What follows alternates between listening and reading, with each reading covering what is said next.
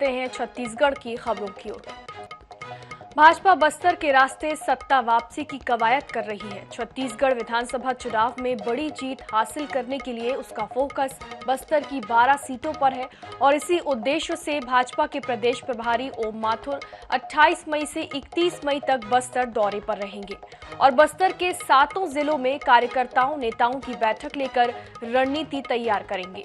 प्रदेश प्रभारी के साथ संगठन महामंत्री पवन साय और केदार कश्यप भी रहेंगे। दूसरी ओर प्रदेश प्रभारी के दौरे को लेकर भाजपा के प्रदेश अध्यक्ष अरुण साव का अजीबोगरीब बयान सामने आया है। उन्होंने कहा कि प्रदेश प्रभारी के दौरे को लेकर अभी अधिकृत जानकारी नहीं आई है और इसलिए वो इस मामले में अभी कुछ भी कहने में असमर्थ हैं। जनता पार्टी लगातार सभी क्षेत्रों में जाने का काम हो रहा है और माननीय हमारे प्रदेश प्रभारी ओम माथुर जी का बस्तर प्रवास भी होने वाला है। कार्यकर्ताओं से मिलेंगे, बातचीत करेंगे और आगे की रणनीति पर चर्चा करके काम करेंगे।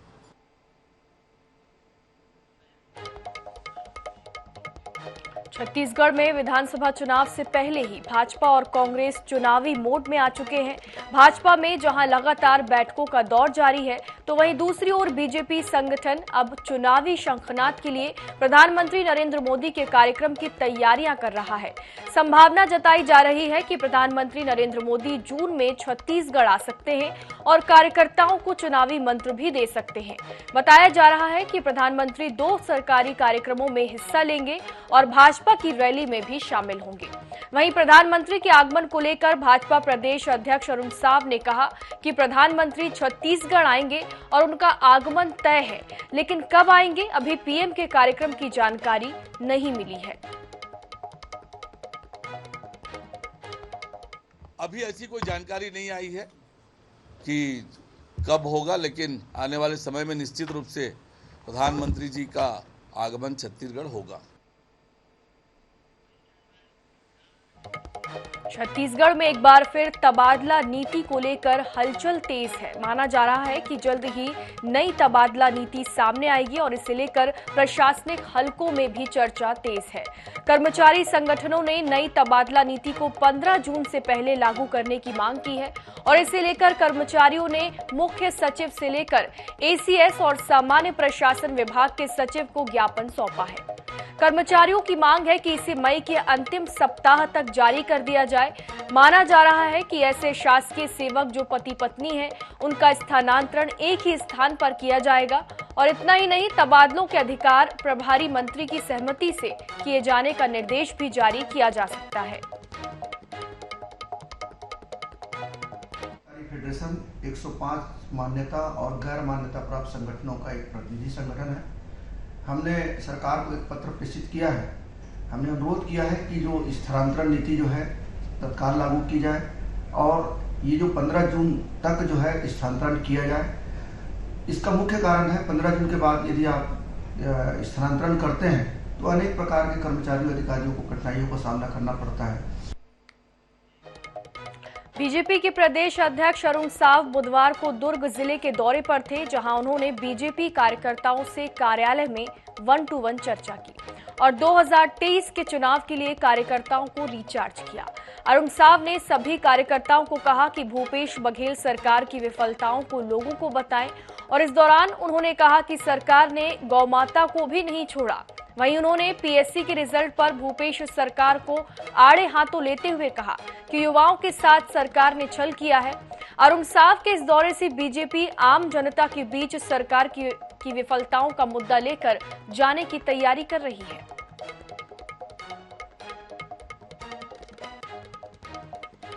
भारतीय जनता पार्टी एकमात्र राजनीतिक दल है जो अलग अलग कार्यक्रमों के माध्यम से लगातार हम जनता के बीच में रहते हैं, तो चुनाव के लिए हम हमेशा तैयार रहते हैं। आज छत्तीसगढ़ में जिस प्रकार के हालात हैं, जिस प्रकार से भूपेश बघेल की सरकार ने, कांग्रेस की सरकार ने हर वर्ग को ठगने का काम, धोखा देने का काम किया है, छत्तीसगढ़ की जनता ने मन बना लिया है 2023 में इस सरकार की छुट्टी करने का, इस सरकार की विदाई करने का।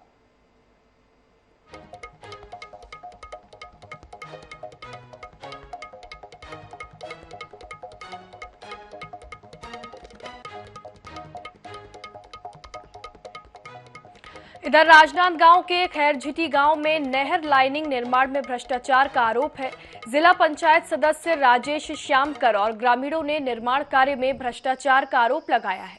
दरअसल खैरझिटी में जल संसाधन विभाग 2 करोड़ 22 लाख रुपए की लागत से 2200 मीटर लंबी नहर लाइनिंग निर्माण कार्य करवाया जा रहा है। मौके पर निर्माण काम का बोर्ड तक नहीं लगाया गया है। वहीं ग्रामीणों ने बताया कि निर्माण कार्य 20% भी पूरा नहीं हुआ है और अभी से कंक्रीट में क्रैक आना शुरू हो गया है। ग्रामीणों ने अफसर, ठेकेदार और सरपंच पर भ्रष्टाचार का आरोप लगाया है। वहीं एसडीओ का कहना है कि निर्माण में कोई अनियमितता नहीं बरती गई है। हम खैरझिटी में पुरानी नहर नाली के ऊपर कैनाल का काम किया जा रहा है और ग्रामीणों को इसको किसी प्रकार की सूचना नहीं है कि यह कितने मीटर का कैनाल बन रहा है, ना ही यहाँ कोई नेम प्लेट लगाई गई है और जो काम हो रहा है टोटल भ्रष्टाचार हो रहा है। आज ठेकेदार के द्वारा सूखी मुरुम के ऊपर गिट्टी और सीमेंट का घोल बनाकर सिर्फ उस पे उसकी कॉलम बनाई जा रही है, जो कि पूरा आपको सामने दिख रहा है। ये भ्रष्टाचार का काम हो रहा है जिसमें किसी प्रकार की छड़ नहीं है, ना ही पानी का उपयोग हो रहा है। नाली का काम हो रहा है, उसमें जो भी कार्य हो रहा है वो सरपंच के, गाड़ी उसी का है, ट्रैक्टर उसी का है, जेसीबी उसी का है, सभी जो भी है वो सरपंच का है। यहाँ पर जो भी नहर नाली का कार्य है चालू होने वाला है, इसमें किसी का वहाँ जाकर देखने के अधिकार नहीं करके सरपंच पति बोले थे हम लोग को, तो हम लोग कोई ध्यान ही नहीं दिए, मान के हम लोग को जाना ही नहीं। इधर बलौदा बाजार की सिटी कोतवाली पुलिस ने 4 चोर गिरोह का पर्दाफाश किया है। पुलिस ने गिरोह के 12 सदस्यों को गिरफ्तार किया है। पुलिस ने इलाके में हुई सिलसिलेवार चोरी की 12 घटनाओं का खुलासा भी किया। आरोपी बहुत ही शातिर तरीके से पूरे एरिया की रेकी कर घटना को अंजाम देते थे। गिरोह के सदस्यों ने इलाके में उत्पात मचा रखा था। चोरों के पास से मोटर पंप, बर्तन, केबल वायर बरामद किया गया है और साथ ही 3 मोटरसाइकिल भी जब्त की गई है। पुलिस ने कुल 3.5 लाख का सामान भी जब्त किया है।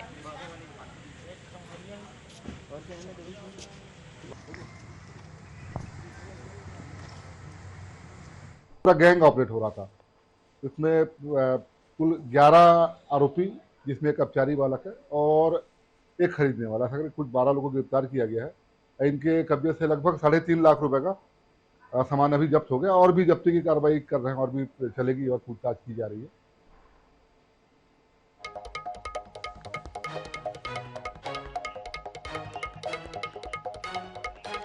रायगढ़ की कोतवाली पुलिस ने 2000 के नोट बदलने बैंक गए किसान से 3 लाख की ठगी करने वाले आरोपी को गिरफ्तार कर लिया है। पुलिस ने आरोपी को रायपुर रेलवे स्टेशन के पास से गिरफ्तार किया है और ठगी की रकम भी बरामद कर ली है। दरअसल किसान पालूराम ने अपनी जमीन बेची थी, जिसकी 3 लाख की रकम वो घर में रखे हुए था।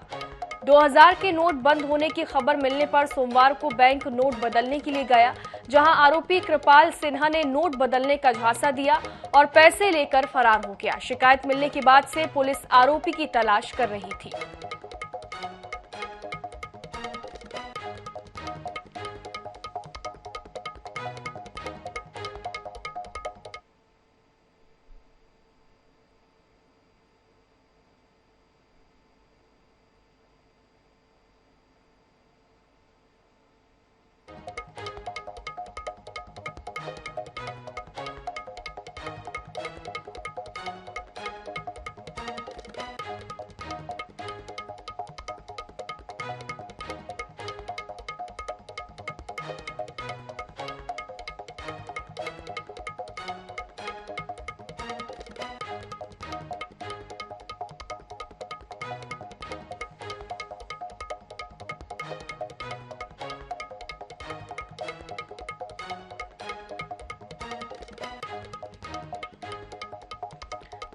आरोपी से ठगी की रकम भी बरामद कर ली गई है और किसान से ठगी करने वाले आरोपी को आखिरकार पुलिस ने गिरफ्तार कर लिया है, जिसकी तलाश पुलिस काफी दिनों से कर रही थी। और 2000 के नोट बदलने के नाम पर आरोपी ने किसान से ठगी की और पैसे लेकर फरार हो गया था, जिसकी पुलिस लगातार तलाश कर रही थी।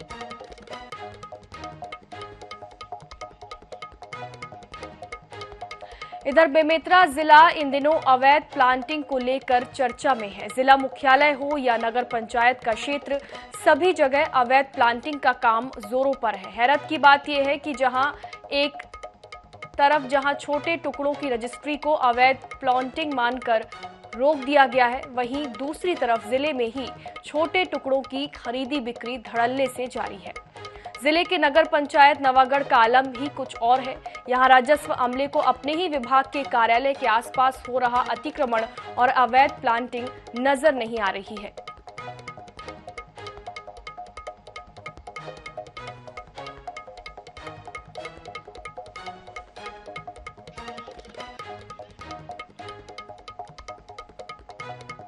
तो बेमेतरा जिले का बुरा हाल है। अवैध प्लॉटिंग का काम यहां पर जारी है। अवैध प्लॉटिंग का कारोबार यहां पर फल फूल रहा है।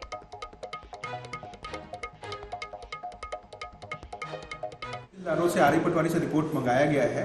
रिपोर्ट जैसी आएगी उसके अनुसार से नियम अनुसार कार्रवाई की जाएगी। अवैध प्लॉटिंग करने वालों को किसी को बख्शा नहीं जाएगा।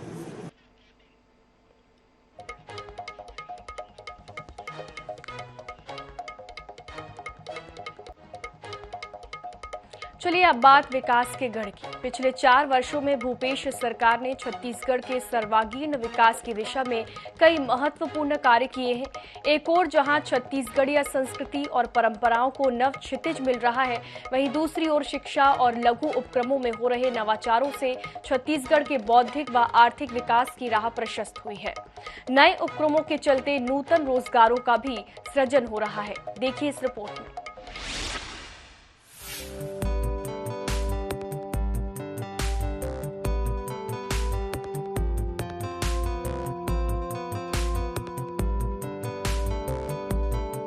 ग्रामीण आजीविका मिशन के तहत ग्राम साकरा में दुर्ग जिले का पहला आजीविका केंद्र स्थापित किया गया, पर अब यहां तेजी से काम हो रहा है। साकरा में बड़े पैमाने पर हर्बल, गुलाल और अष्टगंध का उत्पादन हो रहा है। इस हर्बल गुलाल का निर्यात अन्य देशों में भी किया जा रहा है।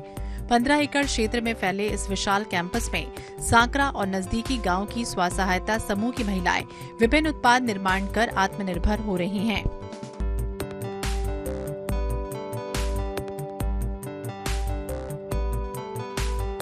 लेडीज लोग बाहर नहीं निकलते थे, कुछ तो जाते थे, कुछ दीदी लोग घर में रहते थे। तो अब यहाँ क्या है, हर मंथली हम लोग को पैसा मिल जाता है अपने खर्च के लिए, और हाथ में पैसा रहेगा तो और भी अच्छा लगता है।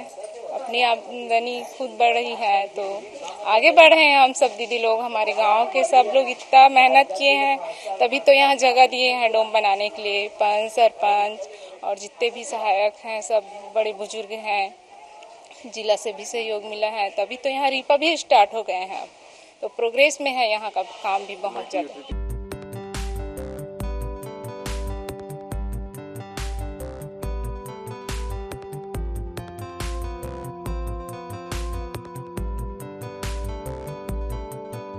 इस योजना के अंतर्गत जिले में कई प्रकार के उद्योग स्थापित किए जा रहे हैं। साकरा में रीपा योजना के अंतर्गत गारमेंट मैन्युफैक्चरिंग यूनिट, प्रिंटिंग एवं स्टेशनरी यूनिट, पीटी जार एवं PT bottle, milk processing unit जैसे कई उपक्रम स्थापित किए गए हैं। स्व सहायता समूह की महिलाओं ने प्रदेश के मुखिया के प्रति आभार व्यक्त किया।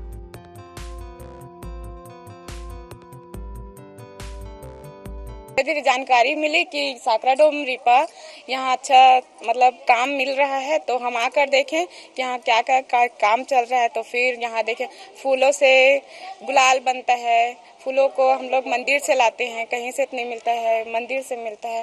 तो देखें यहाँ का काम अच्छा है, फिर हम लोग कंटिन्यू डेली मतलब यहाँ आते हैं। रोजी मजदूरी के लिए बाहर जाते थे, जो वो घर बनाने वाला मजदूरी तो उतना 150 या 100 रुपये तो उतना नहीं हो पाता। तो अभी यहाँ 200 है, तो कुछ घर खर्च हो जाता है सर, और कुछ बच्चों के लिए बच भी जाता है। मैं ये भी कहूँगी बहुत बहुत धन्यवाद माननीय भूपेश बघेल जी का और श्री गणेश कंपनी का, जिन्होंने हमें इतना अच्छा छाव में काम दिया।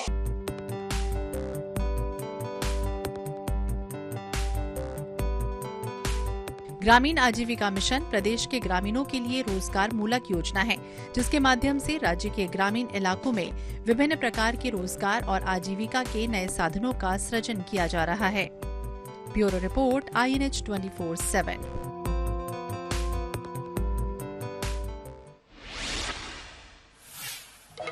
इसी के साथ इस बुलेटिन में फिलहाल इतना ही। आप देखते रहिए INH 24/7। नमस्कार।